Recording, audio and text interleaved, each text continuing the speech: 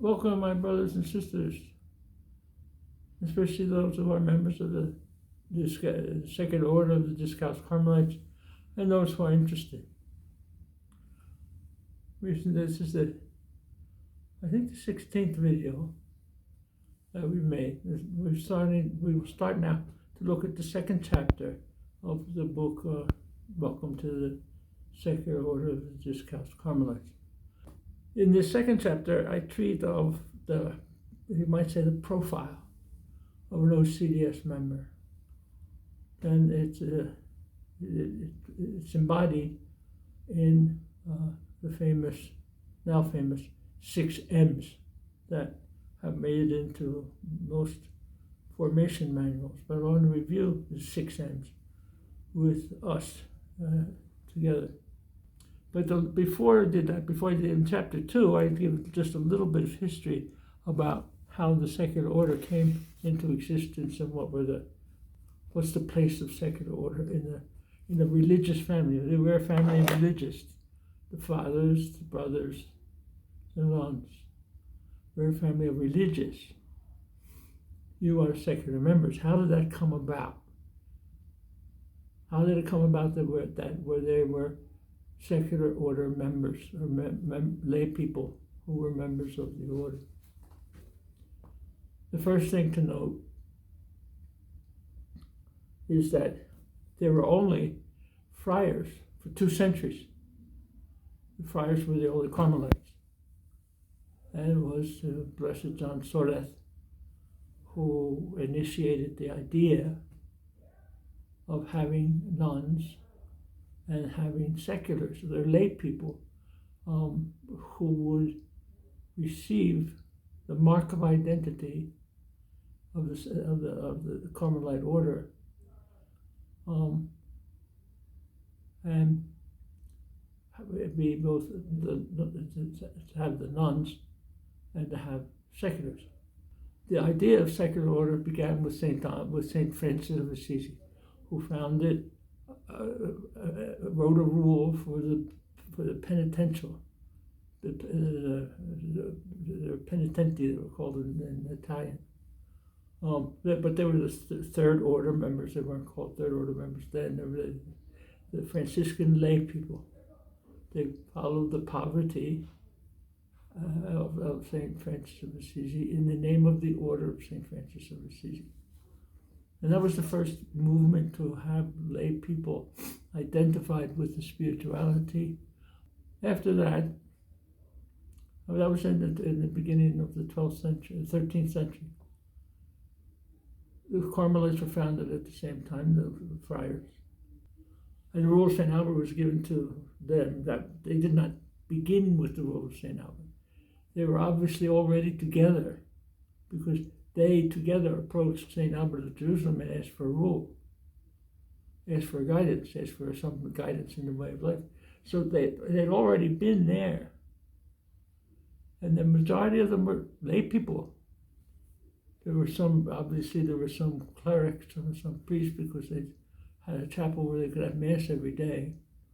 And then it makes a note in the Rule of St. Albert, it talks about those who know how to read would say the office with the clerics. So there were clerics, there was some clergy, but the majority of members were lay people. And the initiation, according to tradition, began with military soldiers who experienced a conversion. Okay, so 1209, and then we go 1200s, all the 1200s, 1300s. Midway through the 1400s, in 1452, Pope Nicholas V, in 1452, Nicholas V wrote a papal bull called Cum Nulla, C-U-M-N-U-L-L-A, Cum Nulla. And that was in 1452, and it authorized for the Carmelites.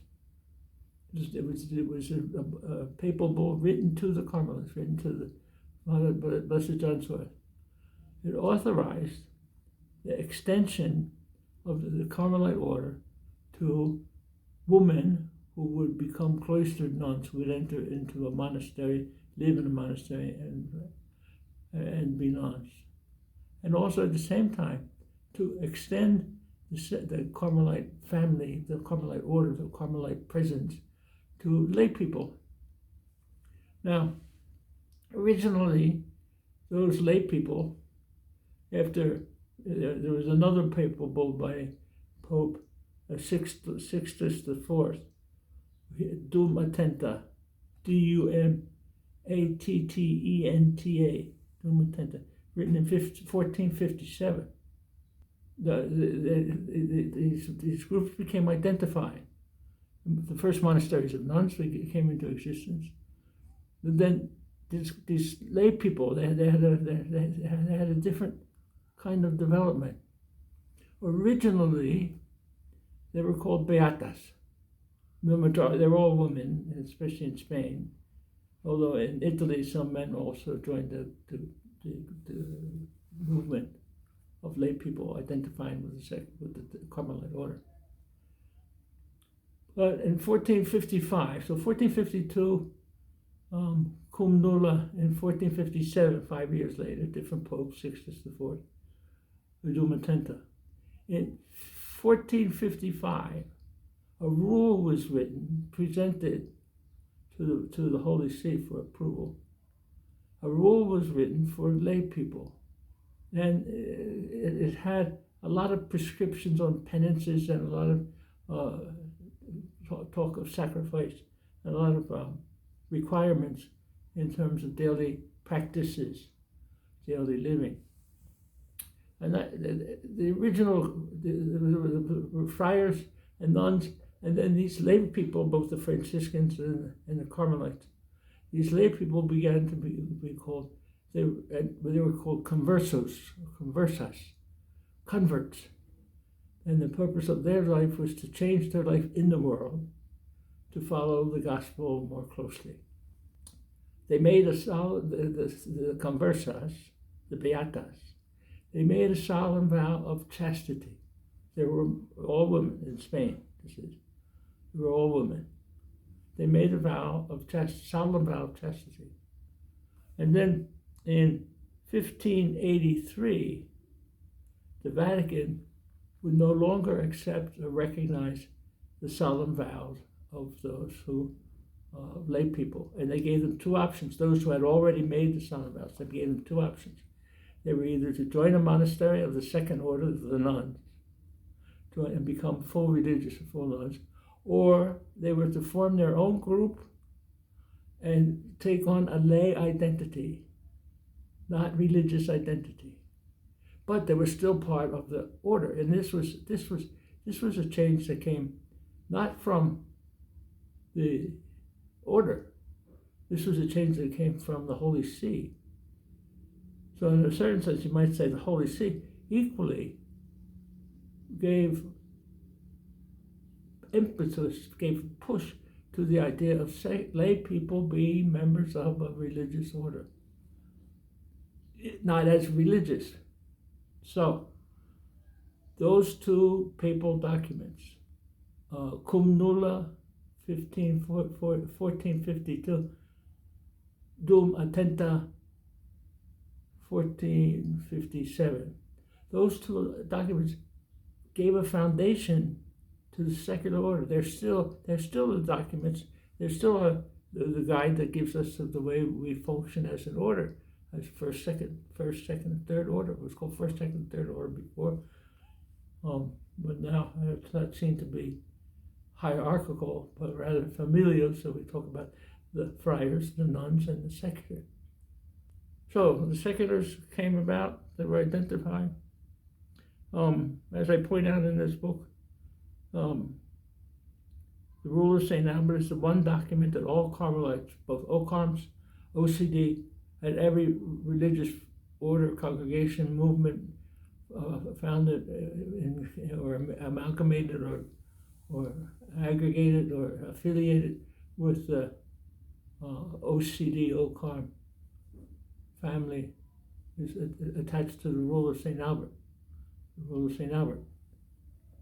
The friars had the rules and official legislation, the rule and the constitutions and the norms. The nuns had the rule and the constitutions. And the secular order has the rule of St. Albert and the constitutions that were united in the fact that each one of the three of our realities has a clear identity. Secular order groups that began 600 years ago, they began attached to monasteries of friars. Practically until the beginning of the 20th century, practically every foundation of the secular order was attached to a monastery of friars. Some were attached to monasteries of nuns, but mostly of friars, because they are seen, and they are seen by the Holy See today, the secular order are seen as under the jurisdiction of the Discalced Carmelite Fathers, as the Third Order of St. Francis under the jurisdiction of the OFM Cap, OFM Conventual, and TOR family. They together, those four generals of the Franciscans, guide the secular order of the Franciscans. So the history is good to know. What we had, there was a rule, as I told you, there was a rule that was written in 1455 that was then replaced. There were other rules, there were 2 or 3 rules in Italy, there was 2 rules in France, there was 1 rule in Spain. There was a rule in different rules during the 1600s, 1700s, into the 1800s. And in 1875, I believe it was, Pope Leo XIII ordered a reorganization of all religious families because they were getting proliferating too many things, and they wanted very, very clear in 1575, and that was when the Italian congregation and the Spanish congregation, which had been separated for 300 years, they were joined to become the one Discalced Carmelite order of friars.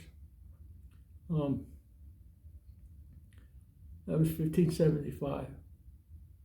Then in 1917, a new code of canon law, the first code of canon law was written and published and pronounced and put into effect. And that effect is the necessity of putting some more order into how we were organized. So the friars wrote a book called the Manual, which was the guide for secular order members from about 1922 until officially 1974. And then in 1974, after the Second Vatican Council, which again put a different emphasis on the secular reality of the religious families, Carmelites, Dominicans, Franciscans, Augustinians. They're the groups that have secular orders. Other groups might call their congregation or their associations of lay people secular orders, but they're not secular orders. Only because if they're secular orders, they're under the Congregation of Religious. All the other groups, associations, are under the Secretariat for Lay People. The rule of life came in 1974. That was the rule of life until officially, that was the official rule until 2003, when the Vatican, the Sacred Congregation, approved the constitutions that are your constitutions now. And you're governed by those constitutions.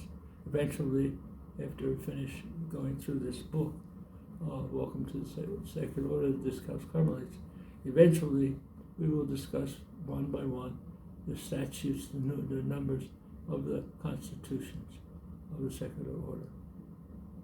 Remember to hit the subscribe button and the like button if you would like to, and also the alarm.